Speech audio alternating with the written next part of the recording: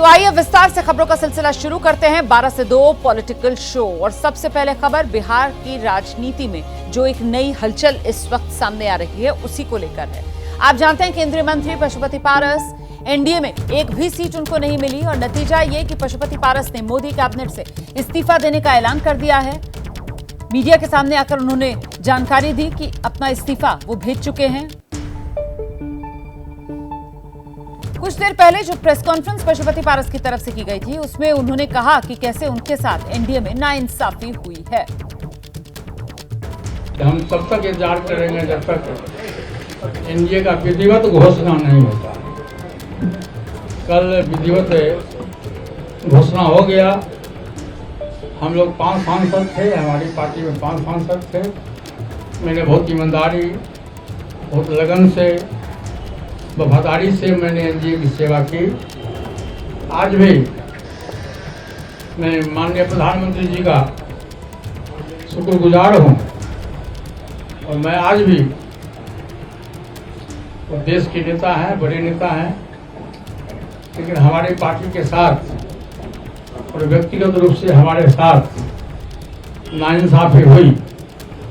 इसलिए मैं भारत सरकार के कैबिनेट मंत्री से मैं त्याग कर देता हूं। पशुपति पारस को लेकर आरजेडी की तरफ से बड़ा बयान अब सामने आ गया है। आरजेडी के प्रवक्ता मृत्युंजय तिवारी कह रहे हैं राजनीति में संभावना के द्वार खुले रहते हैं, कल क्या जाएगा कहना मुश्किल है।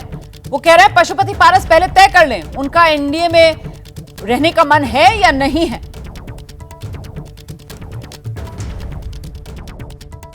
हमारे साथ आरजेडी प्रवक्ता मृत्युंजय तिवारी हैं। सर, एनडीए में तो सीटों का बंटवारा हो गया। 17 सीट पर बीजेपी, 16 सीट पर जेडीयू, 5 सीट पर चिराग की पार्टी चुनाव लड़ेगी। एक सीट मांझी और कुशवाहा को दिया गया है, लेकिन पशुपति पारस को एक भी सीट नहीं दिया गया है। आरएलजेपी के अध्यक्ष हैं। पारस को मिला के उनके पार्टी में 5 सिटिंग सांसद हैं और उपेंद्र कुशवाहा को 1 सीट मिला है। हमें जानकारी मिल रही है कि उपेंद्र कुशवाहा भी नाराज बताए जा रहे हैं। तो क्या पारस और कुशवाहा के लिए महागठबंधन के दरवाजे खुले हैं या बंद हैं? देखिए, एनडीए में भले ही सीट का बंटवारा हो गया हो, लेकिन बीजेपी के सहयोगी दलों में नाराजगी है, ऐसी खबरें आ रही है, दिख भी रहा है।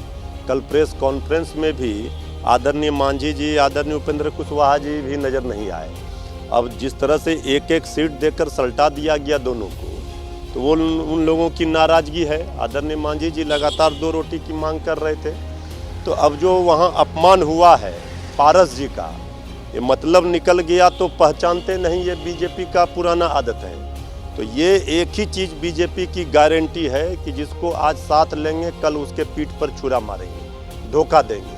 पहले चिराग जी के साथ किया, उनकी पार्टी के 5 सांसदों को तोड़ा, अब चिराग जी को साथ लिया, पारस जी को हटाया।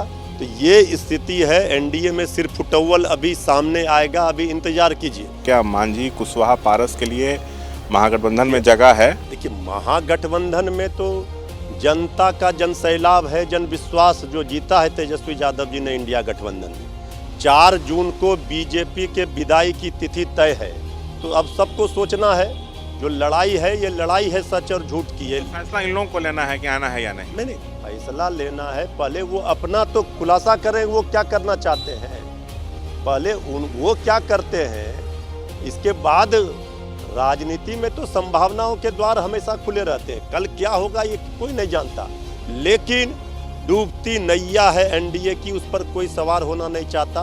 अभी भगदड़ मचेगा एनडीए में। आप कह रहे हैं एनडीए में भगदड़ मचेगा, तो क्या इसलिए महागठबंधन में अब तक सीटों का बंटवारा नहीं हो पाया क्योंकि उम्मीद है कि कुशवाहा, मांझी और पारस आ सकते? देखिए, हमारे यहाँ सीटों का बंटवारा हो गया है। सभी सहयोगियों के सम्मान का ख्याल रखा गया है।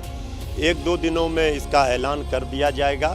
कुछ 1-2 सीटों पर जो मामला चल रहा है, बात हो रही है, उसके बाद जल्द ही ऐलान कर दिया जाएगा। बाकी लोगों को सोचना है जिनको बीजेपी ने धोखा दिया, अपमानित किया। भला बताइए, उपेंद्र कुशवाहा जी गए थे, कूद कर क्या हल कर दिया। आदरणीय मांझी जी बराबर बोलते रहे, अभी चुप हैं। तो बीजेपी सबको समाप्त कर देगी, क्षेत्रीय दलों को, अपने सहयोगियों को। ये सबको सोच लेना चाहिए। और देखिए, पशुपति पारस पर उप मुख्यमंत्री विजय सिन्हा का भी बयान सामने आ गया है। वो कह रहे हैं कि डूबती हुई नाव में बैठेंगे तो उनका भविष्य क्या होगा वो भी जानते हैं।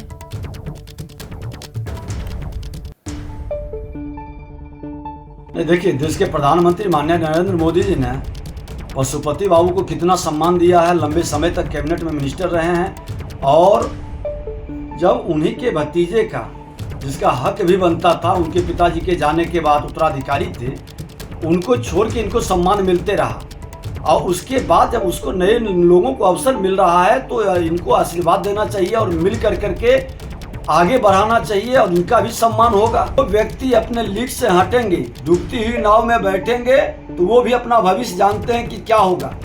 और युग बदलता है, जनरेशन बदलती है, तो लोगों को उसके साथ एडजस्ट भी करना चाहिए।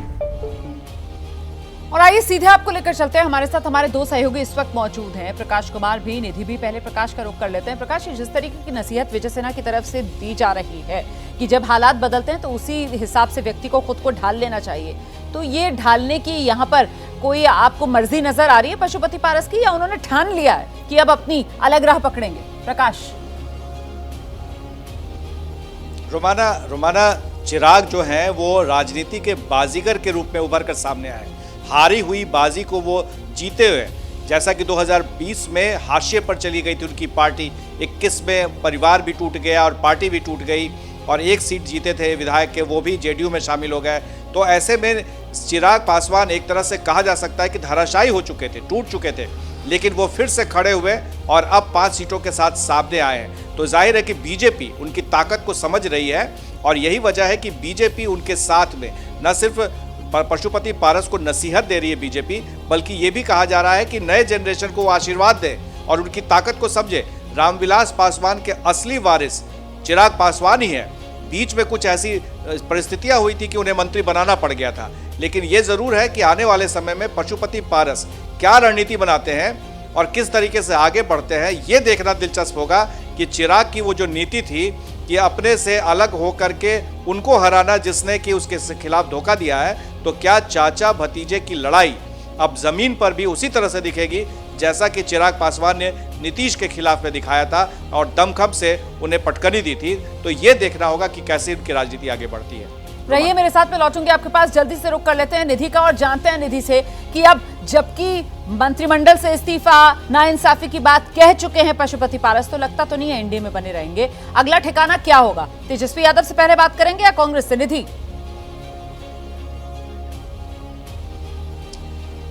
अगला ठिकाना क्या होगा इस पर बातचीत करें, लेकिन एक बात तो तय है कि पशुपति पारस यहाँ से बैठने वाले नहीं है। 6 दिन पहले तक उनकी स्थिति वैसी थी कि कारवां गुजर गया, गुबार देखते रहे।